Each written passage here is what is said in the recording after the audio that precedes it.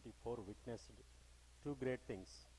One is a worst thing and the other one is the genesis of Reddy Labs. Worst thing ఏంటంటే 1984లో one of the world's biggest industrial disasters భోపాల్లో Union Carbide gas దుర్ఘటన జరిగింది. ఎందుకు దానితోటి దీన్ని పోలుస్తున్నానంటే పారిశ్రామిక రంగం వల్ల ఎలాంటి హాని జరుగుతుందనేటువంటి దానికి ఒక పక్క భోపాల్ దుర్ఘటన 84లో జరిగితే పారిశ్రామిక రంగంలో సాధించేటువంటి ప్రగతి దేశాన్ని ఎంత ముందుకు నడిపిస్తుంది అనేటువంటి దానికి బీజం కూడా 1984లో రెడ్డి ల్యాబ్స్ స్థాపించడంతో జరిగింది. ఈరోజు అలాంటి పారిశ్రామిక దిగ్గజాన్ని రాష్ట్రం ఆంధ్రప్రదేశే కాకుండా భారతదేశం కోల్పోవడం, దాంతోపాటు వర్ధమాన దేశాల్లో పేదవాళ్ళందరికీ తక్కువ ధరకి మందులు అమ్మేటువంటి అవకాశం, అలాంటి పురోగతిని సాధించినటువంటి వ్యక్తి అనారోగ్యంతో కాలం చేయడం అనేటువంటిది అందరికీ తీరని లోటు.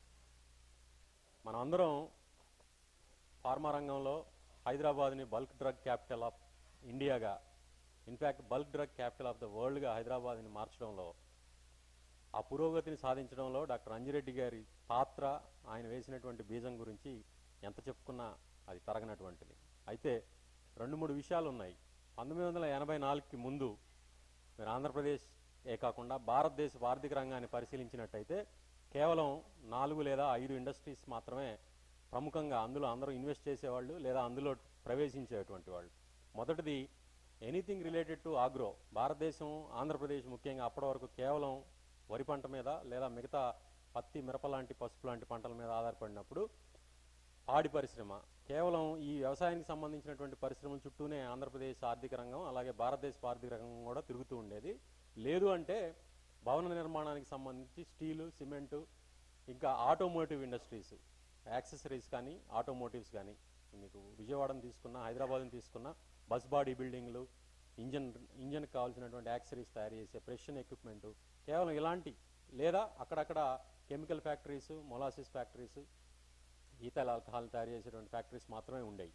ఎందుకంటే భారతదేశ ఆర్థిక పరిణామాన్ని నేను చాలా కూలంకషంగా చదువుకున్న వాడిని కనుక 80s నుండి 91 వచ్చేదాకా, 91లో మళ్ళీ గ్లోబలైజేషన్కి, ప్రైవేటైజేషన్కి, లిబరలైజేషన్కి మన పివి నరసింహారావు గారు తలుపులు తెరిచేదాకా 80ల నుండి 91 దాకా భారతదేశ ఆర్థిక రంగం కుంటుతూ నడుస్తూ ఉండేది. ఎప్పుడో 91 తర్వాత ద్వారాలు తెరిచిన తర్వాత we all know what happen to India. కానీ దానికంటే 7 సంవత్సరాల ముందే ఒక దార్శనికుడు ఒక కొత్త రంగాన్ని ఎంచుకొని, అందరూ వెళ్ళేటువంటి మైనింగ్, సిమెంటు, లేకపోతే భవన నిర్మాణానికి సంబంధించినటువంటి స్టీలు, ఆటోమోటివ్, ఈ ఇండస్ట్రీస్ కాకుండా ఫార్మా రంగంలో చాలా అభివృద్ధి సాధించాల్సింది ఉంది.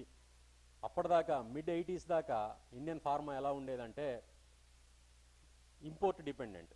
దాని తర్వాత 80s నుంచి mid-90s దాకా సెల్ఫ్ సస్టైనింగ్ అయింది ఇండియన్ ఫార్మా ఇండస్ట్రీ.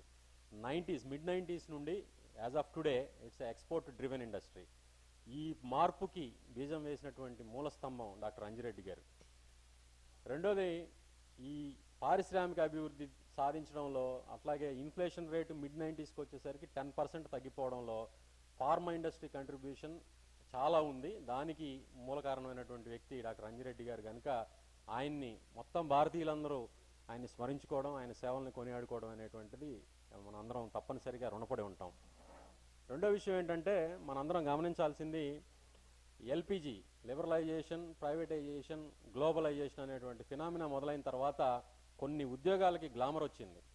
ఆ ఉద్యోగాలు ఏంటి అంటే ముఖ్యంగా మనందరం చేసేటువంటి ఐటీ, దీనికి గ్లామర్ వచ్చింది. కంప్యూటరు, సాఫ్ట్వేరు, ప్రతి ఒక్కళ్ళు ఇటువైపే వెళ్తూ ఉండేవాళ్ళు. లేదా ఆబ్వియస్లీ కొన్ని దశాబ్దాల నుండి ఉన్నటువంటి another glamorous thing is being a doctor. ఈ డాక్టరు లేదా ఇంజనీరు, ఈ రెండింటికి గ్లామర్ ఉండేది. ఫార్మా రంగంలో ప్రవేశించినటువంటి వాళ్ళకి ఆ జాబ్కి గ్లామర్ ఉండేది కాదు, మొదటిది. రెండోది, ఆ జాబ్కి ఇచ్చేటువంటి వేతనాలు కూడా చాలా కనిష్ట స్థాయిలో ఉండేటువంటి. ఐటీ రంగంతో సమానంగా, వైద్య వృత్తితోటి దరిదాపు సమానంగా ఫార్మా ఉద్యోగాలకి, ఫార్మసీ చదివేటువంటి వాళ్ళకి అంత గ్లామర్ రావడానికి మొదటి కారణం డాక్టర్ అంజిరెడ్డి గారు. We have to acknowledge that fact. ఎందుకంటే మీరు ఆర్థిక పరిణామాలను పరిశీలించేటప్పుడు పక్కన ఏం జరుగుతుందో కూడా పరిశీలిస్తే, ఇంజనీరింగ్ కాలేజీలు ఏ సంఖ్యలో పెరుగుతూ వచ్చాయో ఆంధ్రప్రదేశ్లో ఫార్మసీ కాలేజీలు కూడా అదే సంఖ్యలో పెరుగుతూ వచ్చాయి. మీరు గమనించండి, వందలాది ఫార్మసీ కాలేజీలు వచ్చాయి. ఫార్మసీల్లో చేరారు కూడా పిల్లలందరూ. ఎందుకంటే భవిష్యత్తు కనపడుతుంది కనుక. ఒక రెడ్డి ల్యాబ్స్ తోటి మొదలైనటువంటి ఆ పురోగతి తర్వాత కొన్ని వందల బల్క్ డ్రగ్ ఇండస్ట్రీస్, వందల జనరిక్ ఇండస్ట్రీస్ రావడం వల్ల హైదరాబాద్లో ఉద్యోగాలు రావడం మొదలుపెట్టాయి ఫార్మసీకి. వీటిని మించి చాలా మేలు జరిగింది ఎవరికి అంటే సైన్స్ గ్రాడ్యుయేట్స్కి, ముఖ్యంగా ఫిజిక్స్ కెమిస్ట్రీ చదివేటువంటి గ్రాడ్యుయేట్స్కి. మామూలుగా 90ల తర్వాత, ముఖ్యంగా 90ల్లో అసలు ఇంజనీర్లకే ఉద్యోగాలు ఉండేటువంటివి కాదు. మెకానికల్ ఇంజనీరింగ్ చేసినా కూడా వెళ్ళి వర్క్షాప్లో పనిచేయాల్సి వచ్చేది. ఎప్పుడైతే ప్రైవేటైజేషన్ మొదలైందో మిడ్-90s నుంచి ఆబ్వియస్లీ మెయిన్ ఫ్రేమ్స్ నేర్చుకోవడం, ఐటీ జాబ్స్, కంప్యూటర్స్ నేర్చుకోవడం వల్ల ఇంజనీర్లందరికీ జాబులు రావడం మొదలుపెట్టాయి. కానీ ఆ పరుగులో వెనకబడినటువంటి వాళ్ళు ఎవరంటే బీఎస్సీ కెమిస్ట్రీ చదివినటువంటి వాళ్ళు, ఎంఎస్సీ కెమిస్ట్రీ చదివినటువంటి వాళ్ళు, వీళ్ళందరూ వెనకబడ్డారు.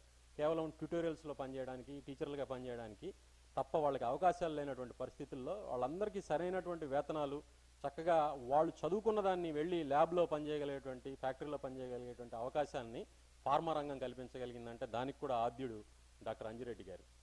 ఇది మనం అనుకునేటువంటి మాట కాదు. మీరు ఎంఎస్సీ ఆర్గానిక్ కెమిస్ట్రీ ఒకానొక సందర్భంలో ఎలా ఉండేదంటే ఉస్మానియా యూనివర్సిటీలో ఎంబీఏ ఎంట్రన్స్కి రాసేవాళ్ళకంటే ఎక్కువ మంది ఎంఎస్సీ ఆర్గానిక్ కెమిస్ట్రీకి ఎక్కువ మంది రాసేవాళ్ళు ఎంట్రన్స్.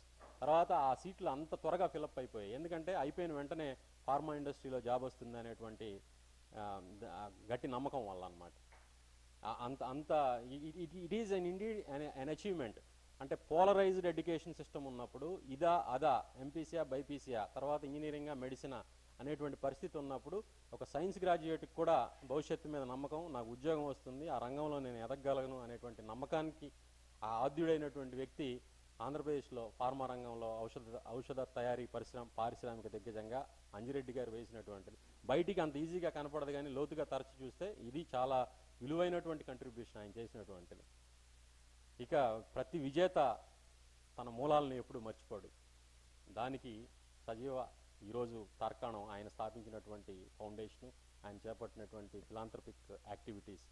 అంటే విజేతలందరూ ముందు ఆ విజయం వెనుక ఉన్నటువంటి పరుగుని కొంతకాలం కొనసాగించిన తర్వాత they all give it back to the community. Doctor Anji Reddy గారు కావచ్చు, లేకపోతే డాక్టర్ వరప్రసాద్ రెడ్డి గారు కావచ్చు, ముళ్ళపూడి హరిచంద్ర ప్రసాద్ గారు కావచ్చు, విజేతలందరి వెనకాల ఉన్నటువంటి వాళ్ళ పైనాన్ని చూస్తే మనం they give it back to the community from where they have come from. ఆ మూలాల్ని మర్చిపోకుండా వాటిని నిలబెట్టడానికి వాళ్ళు నిర్మించినటువంటి వ్యాపార సామ్రాజ్యాన్ని, వాళ్ళు సాధించినటువంటి ఘన విజయాలని మూలాలకి వెన్నుదన్నుగా నిలపడం అనేటువంటిది మనతోటి పాటు ఔత్సాహికంగా రకరకాల వ్యాపారాల్లో, పరిశ్రమల్లో ప్రవేశిస్తున్నటువంటి నూతన పారిశ్రామికవేత్తలు వీళ్ళందరూ డాక్టర్ అంజిరెడ్డి గారి నుంచి నేర్చుకోవాల్సింది ఆ సాంప్రదాయాన్ని మాత్రం నేర్చుకోవాలి. మనమందరం కూడా ఆ సాంప్రదాయాన్ని నేర్చుకుందాం. ఆయన ఆత్మకి శాంతి కలగాలని ఆయన కుటుంబ సభ్యులకి ప్రగాఢ సానుభూతి తెలియజేసుకుంటూ ఈ అవకాశాన్ని ఇచ్చినందుకు ధన్యవాదాలు.